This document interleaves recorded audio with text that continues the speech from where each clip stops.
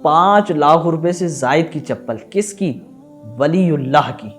واقعہ ہے حضرت امیر خسرو رحمۃ اللہ تعالیٰ علیہ کا، جو اپنے پیر صاحب حضرت خواجہ نظام الدین اولیاء رحمۃ اللہ تعالیٰ علیہ سے بڑی محبت کیا کرتے تھے.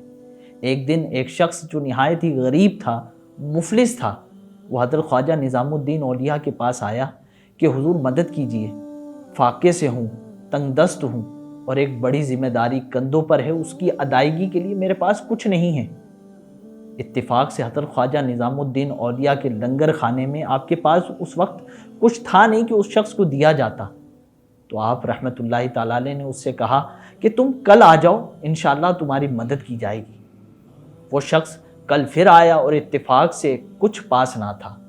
تو حضرت خواجہ نظام الدین اولیاء رحمت اللہ تعالیٰ علیہ نے اپنی چپلیں اس شخص کو دے دی، کہا کہ یہ لے جاؤ، اللہ تمہاری مدد فرمائے گا.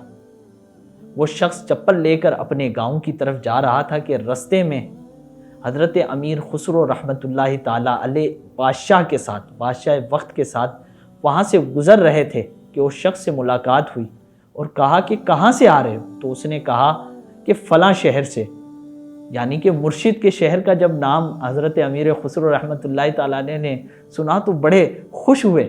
کہا کہ میرے مرشد کے بارے میں بتائیں، کیا تم ان سے مل کر آئے ہو؟ بولے ہاں میں مل کر آیا ہوں. تو اتنے میں حضرت امیر خسرو رحمت اللہ تعالیٰ علیہ نے اس سے کہا کہ مجھے تم میں سے میرے مرشد کی خوشبو آ رہی ہے، کیا انہوں نے تمہیں کچھ چیز دی ہے؟ تو اس شخص نے کہا کہ جی ہاں، انہوں نے مجھے اپنے یہ نالین چپل دیے ہیں. تو حضرت امیر خسرو رحمت اللہ تعالیٰ علیہ نے جب نالین کو دیکھا تو اس سے کہا کیا تم اسے بیچتے ہو؟ تو اس شخص نے کہا ہاں میں بیچتا ہوں اس کو. بولے کتنے میں؟ بولے جو قیمت آپ دیں. تو اس وقت حضرت امیر خسرو رحمت اللہ تعالیٰ علیہ کے پاس بادشاہ کی طرف سے دیے گئے 5 لاکھ اس وقت کی رقم تھی.